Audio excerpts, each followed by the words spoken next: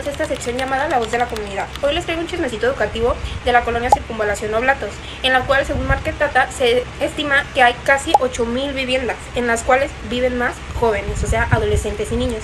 Cabe recalcar que también en esta colonia se cuenta con lo esencial. No es la mejor, pero se cuenta con agua, drenaje, luz, etc. Bueno, regresando un poquito más a que hay más niños, más jóvenes, se estima que son adolescentes y niños. Lo que nos quiere decir es que nosotros hacemos pieza clave en este espacio porque tenemos que tener en cuenta su contexto, su comunidad y su vida fuera del aula, ya que esto es esencial para su aprendizaje. Déjenme decirles que en esta comunidad el tema sí es de dinero, porque se estima, según Market Data también, que se gana 6,700 pesos por mes la cabeza de familia. Entonces, si vienen de una familia numerosa, los niños pueden llegar con problemas a la escuela, ya sea problemas familiares, que no llevan lunch, no llevan útiles, no tienen quien los lleve, etc.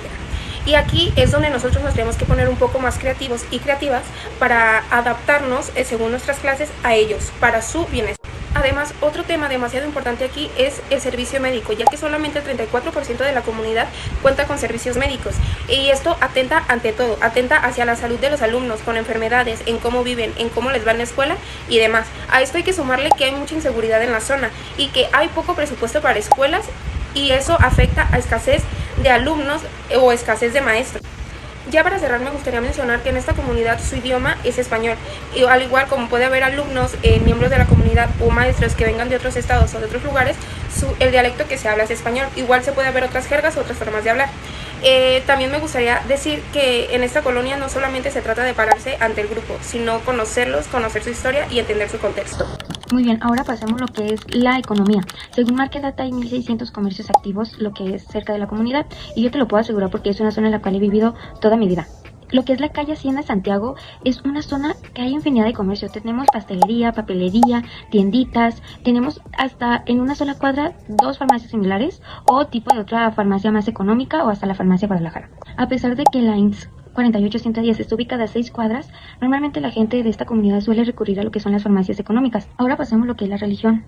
El 90% según Market Data son personas católicas y sí, a 4 cuadras está ubicado el templo de San Onofre, muy conocido en esa comunidad. Por otro lado tenemos el 5% que son gente cristiana y lo restante es entre la gente de la luz del mundo, que esta no se suele ver mucho en esta zona, pero sí está mucho a la devocación de la Santa Muerte.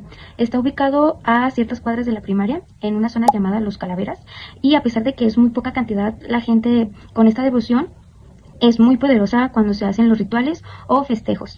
Lo que es alrededor de la escuela en las fachadas lamentablemente está grafiteado y lo que es la espalda de la escuela hay un contenedor de basura público. Cada martes se ponen tianguis en esta zonita en la cual los comerciantes suelen dejar mucha basura en el contenedor sabiendo que normalmente no pasan a limpiar los basureros por ello. Como ya nos lo comentaron nuestras compañeras Natalie y Monse, podemos ver que la comunidad está llena de diferentes experiencias y de diferentes realidades. Una realidad que si bien es cierta es la problemática que se encuentra en la economía, puesto que ellas nos mencionan que los sueldos suelen ser muy bajos aquí dentro de la comunidad y que a ella les parece que puede generar cierto conflicto dentro de las familias.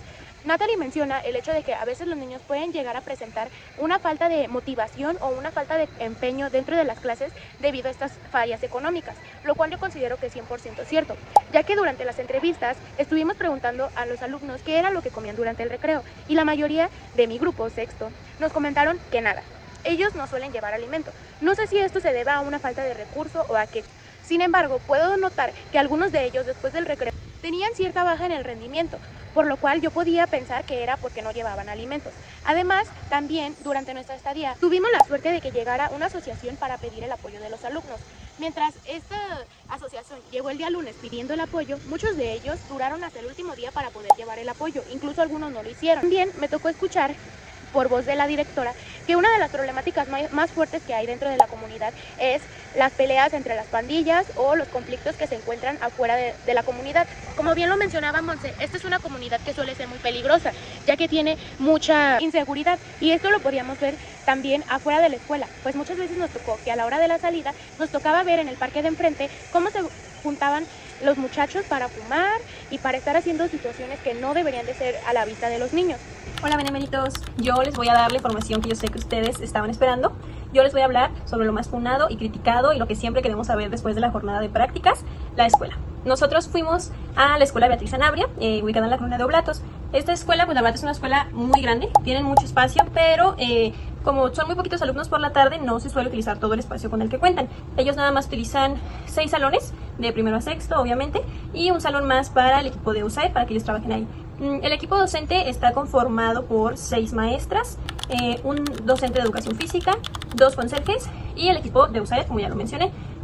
Bueno, también esta escuela cuenta con 2 patios, nada más que pues uno es el que se utiliza regularmente y el otro no suelen usarlo, aunque está disponible si se necesita, pero no lo usan regularmente. Una particularidad que tiene esta escuela es que ellos no tienen director. Como son muy poquitos alumnos y pues ya sabemos cómo funciona esto, dijeron no cumples con el número suficiente de alumnos, entonces no puedes tener un director. Así que como no hay recurso de director, tuvieron que nombrar como directora comisionada a la maestra que estaba encargada de segundo grado. Entonces pues esta maestra está en la dirección y en su grupo pues hay una maestra suplente. Al tener esta dinámica un poquito singular, pues no existe como tal un autoritarismo en la escuela, ya que no hay una director o un director o una directora oficial. La autoridad más bien se comparte, se construye todos los días, las tareas son compartidas, los roles son cruzados y pues esto también fomenta un ambiente un poquito más de confianza entre todos los maestros. Y pues bueno, quisiera platicarles más, pero los dejo con mis compañeros.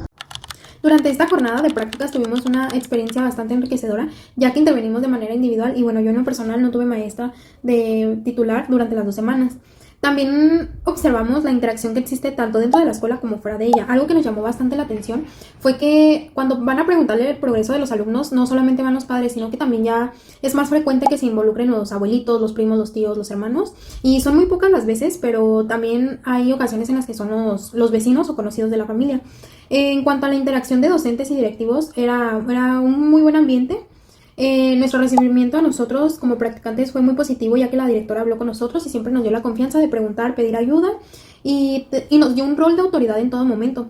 También existía de repente algunos conflictos entre los alumnos, pero las maestras intervenían y lograban resolver los problemas, al igual que la directora. Y bueno, según Vygotsky, el desarrollo cognitivo se da a través de la interacción social con más niños en ese caso. Y sí, la convivencia en esta escuela es muy agradable. El primer día nos citaron para hablarnos un poquito de lo que se hace rutinariamente en esta escuela y también nos compartieron un poco de sus tradiciones y celebraciones anuales. Por decir un ejemplo, nos permitieron participar en la celebración del Día de la Familia, ya que nos mencionaron que tendríamos que ensayarles un bailable a los niños durante nuestra estadía en esta escuela. Esto fue más por obligación que por gusto, pero nos permitieron participar en una de sus tradiciones. Por otro lado, también nos mencionaron que esta escuela anualmente apoya una asociación benéfica. En este caso fue un asilo.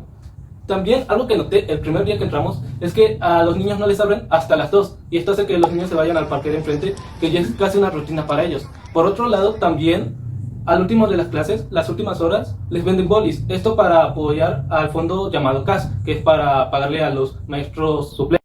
Yo tuve primer grado, el cual consistía de 16 alumnos en lista de asistencia, pero solamente asistían de 13 para abajo, ya que era un grupo bastante faltante. Pero igual tenía sus pros, que eran muy participativos, muy comprensivos, muy colaborativos y muy trabajadores. Trabajaban bastante bien. La problemática que yo manejé con ellos fue hábitos saludables, como higiene personal, como hábitos saludables para comer mejor, ya que para ellos fue un shock muy grande cómo les quitaron la comida chatarra de un día a otro, como en todas las escuelas en México. E igual no tenían la conciencia de lo que era una higiene personal. Para manejar estas actividades me basé en la teoría de Skinner, ya que sostiene que darles incentivos negativos o positivos a los niños puede generar un mejor desempeño en ellos, y yo me basé en incentivos positivos. La verdad me fue muy bien, quisiera decir que un 90% positivo, pero tengo cosas que mejorar. Por mi parte es todo, gracias. Y yo estuve trabajando con el grupo de segundo A. Es un grupo conformado por 15 alumnos, de los cuales iban 12. La problemática era de que no sabían trabajar de manera grupal, siempre se faltaban al respeto y bueno, yo trabajé con el proyecto Convivencia Armónica, el cual el cierre fue un álbum en el que recopilamos todas sus actividades que hicieron de manera grupal. Me dio resultados positivos, ya que los alumnos lograban trabajar de manera grupal y ya empezaban a aceptar a sus demás compañeros a la hora del trabajo. También considero que debo de cambiar mi forma de explicar las actividades hacia los niños. Y pues en ese momento, pues algunas de las actividades, ya que la mayoría de mis alumnos eran auditivos. A mí me tocó tercero A, consistía en 13 alumnos, 6 niñas y 7 niños. La problemática que se tendrá que desarrollar fue el bajo grado en la escucha activa, deteriorando las actividades escolares y sobre todo en la convivencia. Guié a mis alumnos que identificaran dicha problemática y sobre todo que desarrollaran una solución. Esto se fue en base de ciertas preguntas y lluvia de ideas, aparte de ciertas actividades. Puedo decir que ya los últimos días sí mejoraron en lo que era esta problemática. ya buscaban la forma de cómo solucionarla y sobre todo esto ayudó mucho en la convivencia entre ellos, ya que tenían a veces ciertas dificultades para hacer equipo. ¿Y qué les puedo decir de mi querido grupo de cuarto? Este grupo está formado por 18 alumnos, 9 niñas, 9 niños, bastante balanceado, pero por lo general iban de 14 a 10 niños. También me enfoqué mucho en una problemática que era que los niños dependían demasiado de las tablas de multiplicar, cosa que me preocupaba ya que están en cuarto grado y no deberían de depender tanto de ellas. Por otro lado, también trabajé la problemática de que respeten el punto de vista de sus compañeros, ya que hay un pequeño grupo que molestaba a sus compañeros y sobre todo me los distraía. En mi planeación, la primera que se trató de respetar el punto de vista, recibí muy buenos resultados, ya que comprendieron bien el tema, los conceptos y les pareció interesar.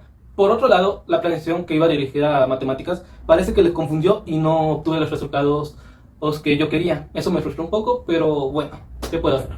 Yo trabajé con el grupo de quinto grado, el cual se componía de 14 alumnos, de los cuales 8 eran mujeres y 6 eran hombres. La problemática que yo detecté en ellos fue que les costaba mucho trabajo expresar sus ideas de manera clara, principalmente de forma escrita. Por lo tanto, yo decidí trabajar con un proyecto en el que a través de la creación de anuncios publicitarios ellos pudieran desarrollar estas habilidades tanto de expresión como de interpretación. Después de trabajar con ellos 2 semanas, la verdad los resultados fueron muy favorables. Sí noté en ellos un cambio muy radical en el primer día a comparación del último.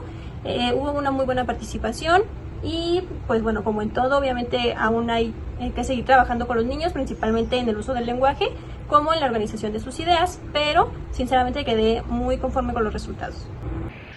Hola, yo soy Carol y a mí me tocó trabajar con el grupo de sexto A.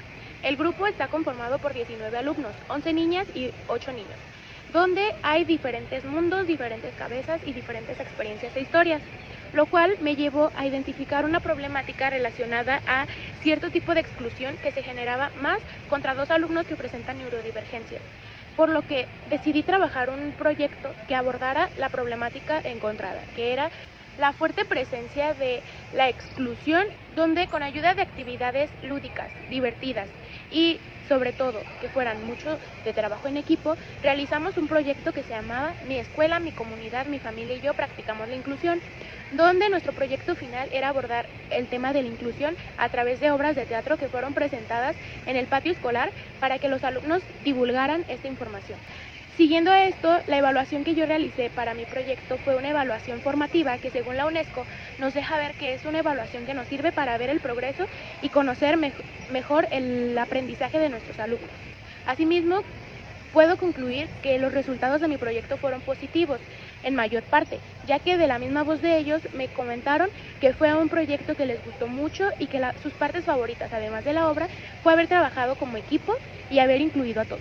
Incluso los alumnos que estuvieron más tiempo excluidos durante mi primera jornada de prácticas, esta vez incluyeron bastante y trabajaron muy bien, por lo que considero que me fue muy bien.